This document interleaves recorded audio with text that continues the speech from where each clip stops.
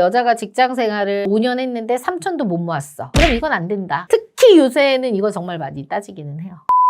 꼭 반드시 체크하십니다. 10명 중에 몇 명 정도가 체크해요? 10명 다 체크해요. 제가 오늘 말씀드린 이 3가지 조건의 공통점이 뭔지 알겠나요? 바로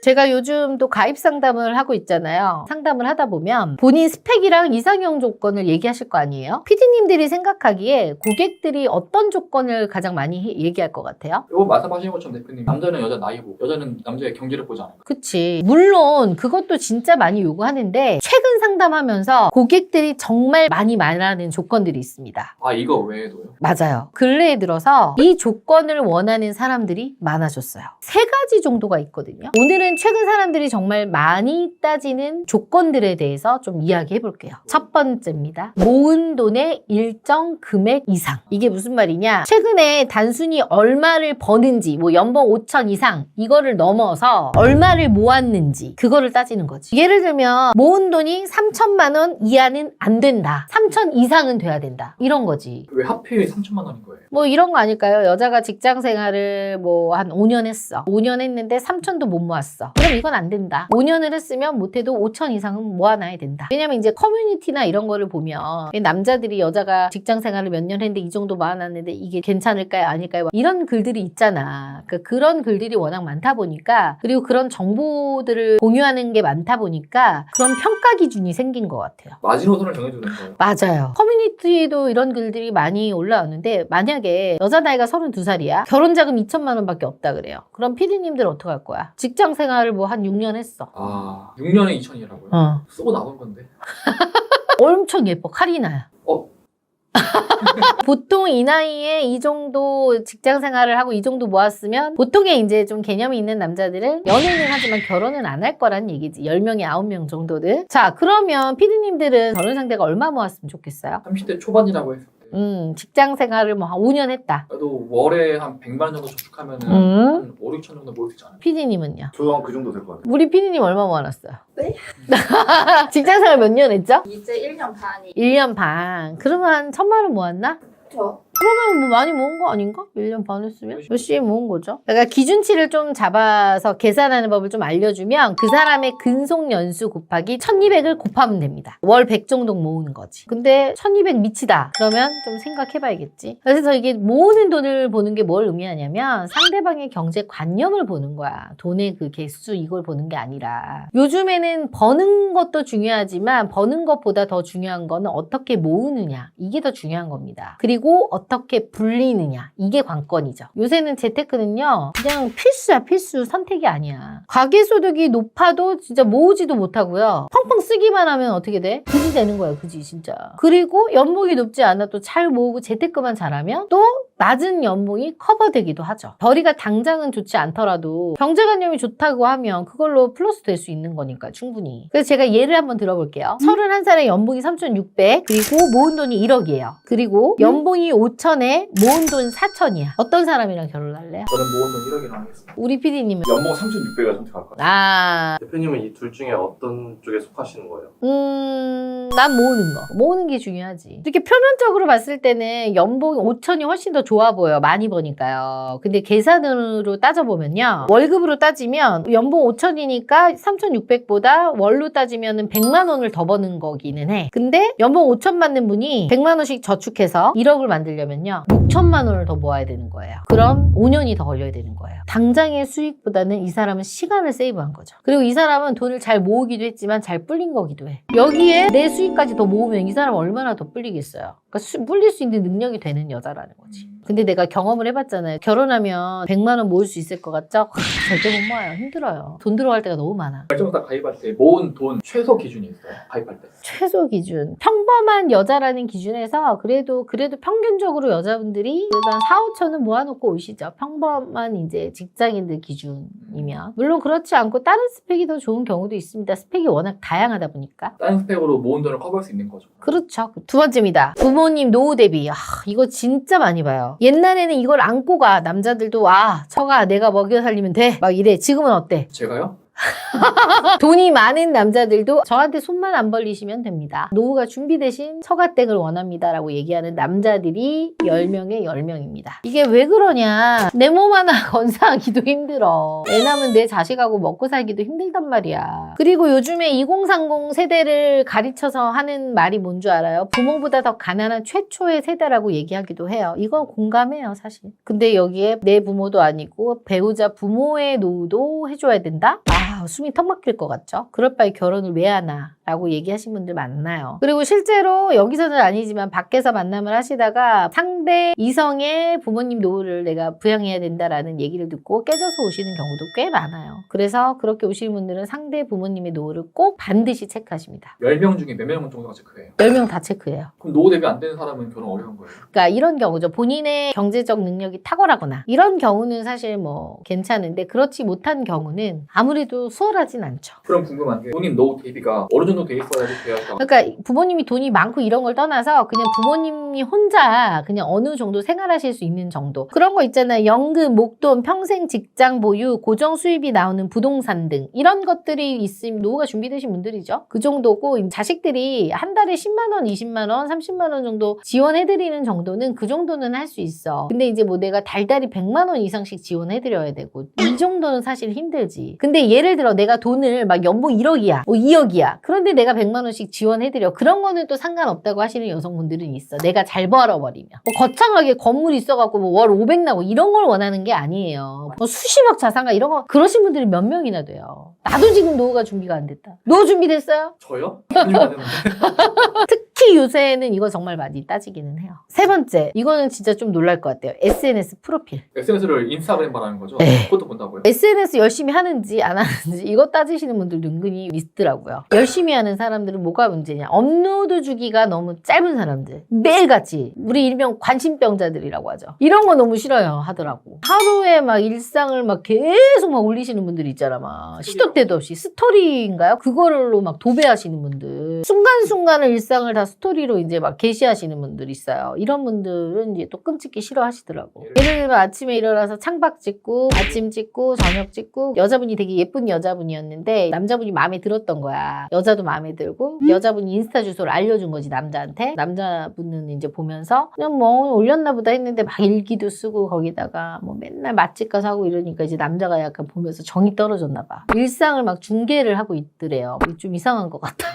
그래서 아, 이 여자랑은 하면 안 되겠다 싶더래요. 그래서 이렇게 열심히 하시는 분들은 필터링 하더라고요. 그러니까 연애 상대는 모르겠는데 결혼 상대로는 남자들이 좋아하진 않더라고요. 그리고 SNS를 남용하시는 분들도 있어요. 예를 들면 자기과시용, 호캉스, 명품 오마카세, 골프 뭐 이런 거 하시는 분들 있잖아. 무조건 걸러야 되는 사람인 거죠. 그리고 불특정 사람들과의 뭐 DM을 주고받거나 또 이러면은 남자 입장에서는 신경 쓰이지. DM을 주고받는 것도 어느 정도 관심이 있고 이러니까 하는 거지. 즉흥적인 만남이 많이 이루어진다고 하더라고. 거기서 가볍게 만남도 할 수 있다고 하더라고. 그래서 저는 진짜 여자분들한테 얘기하고 싶은 거는 진짜 내가 결혼 잘하고 싶으면 되도록이면 인스타 안 하는 게 난 나을 것 같아. 이런 거를 싫어한다고 해요. 나 같아도 내가 남자도 싫을 것 같아. 그리고 노출 심한 사진을 올리는 여자분들이 있잖아요. 이러면은 싫을 것 같아. 올리는 목적이 보라고 올리는 거 아니야 막. 그리고 노출 심한 사람들끼리 이렇게 사진 보고 서로 뭐 DM 주고 주고받고 올리는 거 아니에요. 그냥 노출 심한 거는 자기만 보면 되는 거지 뭐하러 그걸 또 막 다 만천하에 보라고 올리겠어요. 그쵸? 다 그런 건 아니지만. 그리고 또 노출 심한 이성의 계정을 팔로우하는 거. 이런 것도 다 목적성이 있는 거겠죠? 그래서 인스타 가면은 그렇게 선정적인 사진만 또 보고 있잖아요. 나쁜 건 아닌데 봤을 때 좀 그런 것 같아서 일단은 결혼을 생각하는 여성분들이라면 저는 좀 조심은 해야 된다고 봐요. 남자분들도 마찬가지고. SNS 이용 자체를 하는 거를 문제 삼는 건 아닌데 좋은 주제를 가지고 활동을 하는 건 상관이 없겠지만 좀 너무 자기 자랑이나 좀 허세나 이런 노출이나 이런 주제를 가지고 하는 거는 오히려 나의 이미지를 좀 갉아먹는 행동이기 때문에 되도록이면 저는 안 하는 게 더 나을 것 같아요. 그래서 SNS는 좀 이러한 문제가 있는지 이런 여부를 판단할 수 있는 거름망 같은 거죠. 하긴 대놓고 공개적으로 보여주니까 그렇지. 얘가 그런 애인지 아닌지 이거를 판단할 수 있는 거지. 남자들 입장에서도. 여자들 입장에서도 마찬가지죠. 피디님들, 직, 연, 학, 키, 집이 뭔지 알아요? 유행인 줄 알았어요. 유행어예요, 우리들 사이에서는.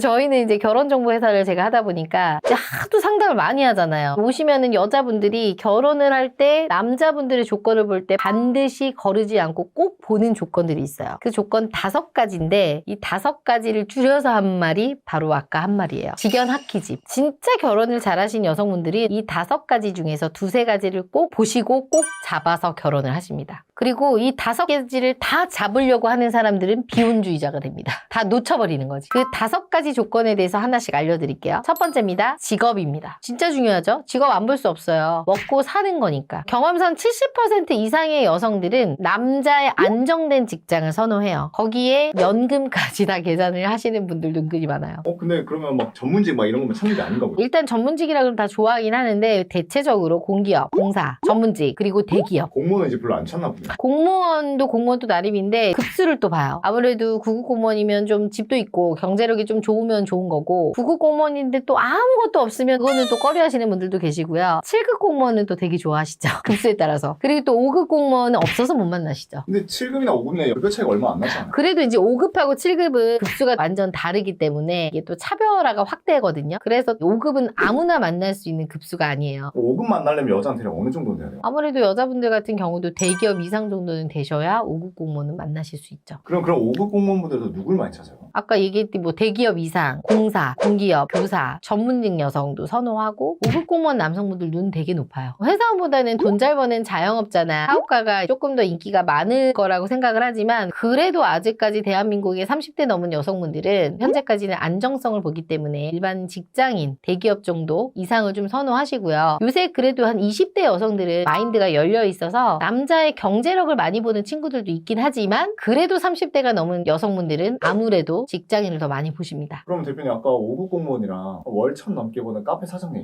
응? 그것도 인기 많다. 5급 공무원이지. 30대가 넘은 여성들은 무조건 5급 공무원일 거고요. 약간 20대 초반이나 중반 여성들은 뭘 모르니까 1,000만 원 버는 남자를 택할 수도 있을 것 같아요. 그만큼 여자분들은 결혼에 있어서 안정성, 안정감을 중요하게 생각하기 때문에 이거 되게 중요해요. 두 번째입니다. 연봉. 중요하지, 연봉. 돈 중요하지, 안 중요하겠어요? 연봉 높으면 높을수록 좋아하지. 똑같아요. 남자들도 내가 능력이 없어도 이쁜 여자 좋아하잖아요. 똑같아.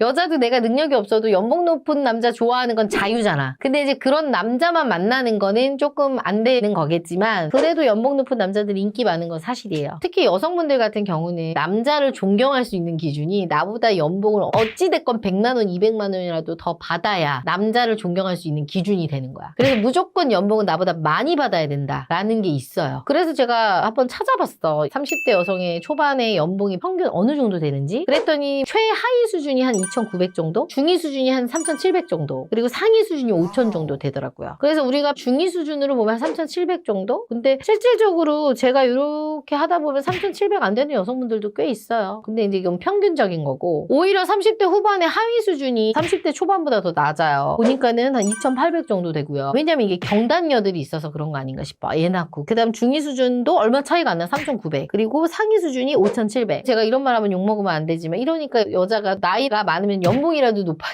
되는데 그렇지 않으니 비슷하니까 나이가 한 살이라도 어린 여자를 찾는 거긴 하네, 남자들이. 이렇게 표로 보니까. 그래서 평균 4,800 정도가 되는데 사실 35에서 39 되는 여자들 중에 평균 4,800 되는 여자들 아주 많지 않은 것 같은데. 그래서 한 3,900이 현실이긴 해요. 이런 여자들도 자기보다 조금 더 많이 버는 남자를 원하기 때문에 평균 최소 4,000 이상은 돼야 되는 것 같아요. 내가 결혼을 하려면. 이게 현실이네요. 그리고 남자도 나와 비슷한 연봉의 여자를 원해요. 나보다 많이 적게 벌어도 돼요 하는 남성분들도 물론 있겠지만 요새는 워낙 혼자는 먹고 살기 힘들다 보니까 비슷한 정도만 돼도 됩니다. 이렇게 얘기해서 비슷한 거 원하십니다. 끼리끼리. 근데 내가 연봉이 한 2억 인데 비슷한 거 원하진 않겠지. 연봉이 4,000이면 3,000만 원대 원하시는 거죠. 연봉 2억이면 돈 못 벌어도 되는데 예쁜 여자 반반이에요. 그런 분도 있고 아니에요. 제가 2억이니까 그 여자가 6,000 이상, 7,000 이상 됐으면 좋겠어요. 뭐 이런 분들도 있고 반반. 근데 나보다 나이 많은 여자는 괜찮아. 그런 얘기는 안 하죠. 안 합니다. 절대 안 합니다. 세 번째입니다. 학력. 여자들이 제일 못 견디는 거. 연봉 낮은 거보다 더 못 견디는 거. 나보다 무식한 거. 일전에 제가 얘기를 했는데 여자분이 이제 카이스트를 석박사를 다 하신 분인데 그분이 남자분들을 만날 때마다 남자가 다 학력이 낮을 수밖에 없어. 최고의 학력이니까. 근데 본인은 아무렇지도 않은데 만나다 보면 남자들이 열등의식을 느낀대. 무슨 말을 하다가 그래 너가 학력이 좋으니까 그렇게 얘기하겠지. 지금 네가 나보다 많이 배웠다고 그렇게 얘기하는 거야? 이런 남자들이 있더래요. 근데 본인하고 비슷한 수준의 남자들은 그런 얘기를 하지 않는데 본인보다 저보다 좀 현저하게 학벌이 낮은 친구들은 항상 그런 게 드러나서 그래서 학력이 좀 낮은 남자는 안 만나고 싶다고 얘기를 하긴 하더라고. 그런 이유 때문에. 그래서 이런 경우도 있었어요. 남자가 경제력이 되게 좋아. 근데 여자가 학력이 더 좋은 거야. 남자는 초대졸, 여자는 연대 나왔어. 그러니까 이러다 보니까 아무래도 이제 친정에서 학력 차이가 너무 많이 나니까 돈 많이 벌어도 학력이 비슷해야 된다라고 해서 반대해서 헤어진 케이스도 전 봤어요. 왜냐면 그 여자 집안의 학력이 또 다 좋아. 아버지도 서울대, 엄마도 이대, 딸도 연대인데 사이될 사람이 초대졸이다 보니까 이건 좀 안 맞지 않냐. 이 집안에서는 학력 뭐 이런 게 중요한 거야. 그래서 대부분의 결혼 시장에서 70% 이상은 남자 4년제 이상 인서울 그리고 지방 국립대까지를 제일 선호해요. 이런 학벌 소개한다고 해서 싫어할 여자는 단 한 명도 없어요. 네 번째입니다. 키입니다. 남자가 여자 몸매 보는 거랑 똑같아. 비율 보잖아. 얼굴이 작은지 얼굴이 큰지 얼굴이 긴지. 그렇듯이 여자도 남자의 키를 봐요. 키가 너무 작아 보이거나 너무 마르거나 또 이러면 싫어하는데 특히나 키, 수치상 키도 되게 중요하게 생각해. 진짜 희한한 게 남자들은 키는 포기하고 여자 얼굴 포기 못 하거든요. 근데 희한하게 여자들은 남자 얼굴은 포기하는데 남자의 키는 포기를 못 하더라고요. 근데 그 키가 대략 어느 정도인 거예요? 여자들 말로는 항상 와서 최소 75 이상이요 라고 하지만 75 이상인 남자들이 항상 많냐고 물어봐. 연예인들도 보면 75 이상 넘어가는 연예인들 그닥 많지 않거든요. 평균 키가 제가 이렇게 보니까 74점 몇 나오더라고요. 그렇기 때문에 저는 이제 회원들 오면 이렇게 물어보지. 숫자가 중요하냐? 보이는 게 중요하냐? 키가 175인데 머리가 크고 비율이 안 좋아서 72처럼 보이는 사람이 있고 70인데 얼굴이 작고 어깨도 넓고 비율 좋아서 75처럼 보이는 사람도 있잖아. 그러면 이제 좀 조율이 되시는 분들은 언니 저는 비율이 중요해요. 그럼 이제 거기에 맞춰서 소개하는 거지. 근데 이런 조율이 안 되면 힘들죠. 근데 대한민국 평균 키가 이렇게 높아졌나 봐요. 174.8로 나오네요. 그래요? 이거 올려치기 한 거지. 남자들은 핫세치는 기본적으로 깜깜. 아, 올려치기 한 거네. 근데 뭐 그런 건 있지. 예를 들어서 키가 아까처럼 73이야. 그러면은 뭐 소개할 때 키는 얘기하지만 보일 때는 그 정도로 보인다. 그러면 여자분이 상관없어요. 볼게요. 또 이러신 분들도 있죠. 보이는 키가 중요해. 보이는 키. 예전에 키가 61인가 치과 의사분이었는데 타 회사에서 해서 안 돼서 왔어. 저희 회사에. 키가 작으니까 안 되는데 제가 그분을 누구를 해줬냐면 의사만 원하는 여자 교사가 있어. 63. 여자가 더 커. 그래서 두 분이 결혼했거든요. 근데 여자는 목표가 있으니까 참고 만나더라고. 다섯 번째입니다. 집안의 경제력. 요새는 부모님들이 또 집을 해주시는 경우가 있잖아요. 100% 해주진 않더라도 직장만을 할 때 보태주는 경우. 그리고 현실적으로 집을 자력으로 사는 사람들이 많이 없어요. 부모님이 뭐 물려주는 경우는 있어도. 그래서 이제 이런 부분들, 부모님의 노후에 대한 부분들 너무 중요하죠. 부모님 노후가 준비되어 있는지를 꼭 물어봐. 필수사항입니다. 블라인드 같은 데 이렇게 들어가서 보면요. 셀프 소개? 이런 게 또 있긴 하더라고요. 그 상대 부모님의 등기부등본을 막 검사를 하고 그런 게 있긴 하더라고요. 나 깜짝 놀랐어요. 결혼정보회사에서나 하는 거거든요. 자간지 전세인지 대출은 얼마 있는지 이런 거 보는 거야. 만약에 제 여친이가 확인한다면 정 떨어질 짜증나지. 것 같은데. 그러니까 결혼정보회사에서 차라리 그걸 대놓고 물어보는 게 낫지. 그걸 알아봤다고 하면 사실 정 떨어지지. 이런 거를 못 물어보고 한 1년, 2년 만났다가 알고 봤더니 부모님 빚이 너무 많았던 거예요. 그러니까 이제 그런 거를 알려고 이제 오신 거죠. 시간 낭비 안 하려고. 그러면 결혼하기 힘들죠. 힘들죠. 그럼 대표님 실제로 우리가 이거 결정사 오면 상담할 때 부모님의 재산도 그냥 과감없이 물어봐도 되나요? 물어보시는데 저희가 일일이 다 체크할 수는 없어요. 근데 예를 들면 부모님이 50억짜리 건물이 있어요. 근데 그거 확인해야 되잖아. 나도 어디 가서 200억짜리 건물이 있다고 거짓말할 수 있는 거잖아요. 그래서 이제 그런 것들은 저희가 등기부등본 다 확인을 하죠. 그러면 남자분들도 왔을 때 시댁의 자산이 어느 정도 있었으면 좋겠어요? 얘기하죠. 저는 뭐 부모님들이 가진 거는 많이 없더라도 연금 두 분 다 나오셨으면 좋겠어요. 월 300씩. 그렇게 얘기하시는 분들도 있고 저는 한 월세 한 달에 한 1,000만 원 정도 받으시는 건물주였으면 좋겠어요. 이런 분들도 있어요. 정확하게. 너무 다양해요. 예전에는 집이 막 비싸지 않을 때는 집장만을 어느 정도 부모님들도 대출받아서 막 해주거나 했었어요. 근데 지금은 집이 너무 비싸지다 보니까 집장만을 해줄 여력이 많이 안 되세요. 그러다 보니까 이제 남녀분들이 부양부담을 주는 것만 안 했으면 좋겠다. 그래서 두 분이 어느 정도 먹고 사실 수 있는 그런 정도의 금액만 좀 있으시면 되겠다라고 해서 그런 노후 준비를 많이 봐요. 용돈은 드릴 수는 있지. 명절이나 이럴 때. 근데 달달이 내가 드리다 보면 너무 부담이니까. 요즘에 결혼정보회사에 오셔서 여성분들은 이런 조건들을 보시는 게 트렌드예요. 그래서 이거를 나쁘게만 보일 이유가 없어요. 결혼하려면 체크해야 되는 거고 주변에서 밖에서 만나도 이런 건 체크하는데 체크하기가 힘드니까 저희 같은 데를 오시는 거거든요. 그래서 저는 이렇게 오늘 말씀드린 사항들은 결혼할 때 무조건 봐야 된다고 생각을 하는 사람이기 때문에 여러분들도 만약에 내가 지금 현재 만나고 있는 사람이 있거나 아니면 결혼 준비 중인 사람이 있다라고 하면 이런 부분들을 좀 꼼꼼히 체크하셔서 결혼하셨으면 좋겠습니다.